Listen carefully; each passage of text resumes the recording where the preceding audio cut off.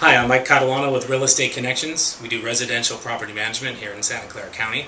We've been in business for over 50 years. And today we're going to talk about property inspections and whether or not you should do them or not. The general rule that we have in our office is that we do inspections once a year, regardless of the property. We want to make sure that the property is in good shape, there's not deferred maintenance, the tenant is taking good care of the property.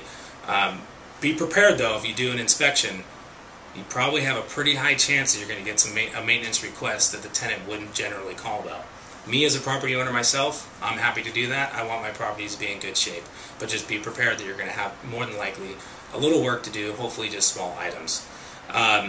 Another time to do an inspection is if you're going to renew the lease. If you're going to renew the lease before you sign a new lease with the tenant, you want to make sure they're taking good care of the property. So go take a look at the property, discuss with the tenant, and if the property is respectable and in good condition that you're happy with, then you can move forward with signing the new lease.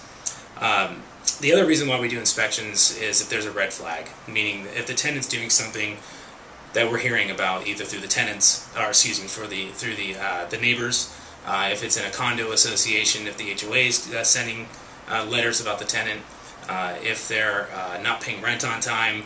We're trying to find out what the problem is. If there is a red flag, that's a good reason to go do an inspection as well.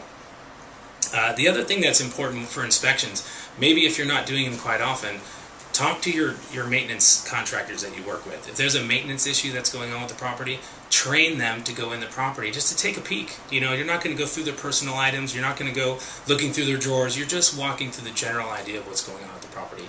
You don't want to walk in, and this has happened many years ago, as a story that we've heard, that there was a motorcycle in the living room. This is not something you want to see. If there's a motorcycle in the living room, train your contractors to come back and tell you about it. These are items that will help you take good care of your property, make sure that everything's moving well and you have a good tenant in there. And also, one thing that we were discussing is, to storing all this information. If there's information about a property or a tenant, this information should run with the duration of the lease with the tenant. If the tenant moves out, you can either put this stuff store it on a computer or do something like that, but overall just keep it with the duration of the tenancy. Mike Catalano with Real Estate Connections, residential property management company here in Los Gatos in Santa Clara County. If you have any questions on this matter, I'd be happy to talk to you. Thank you.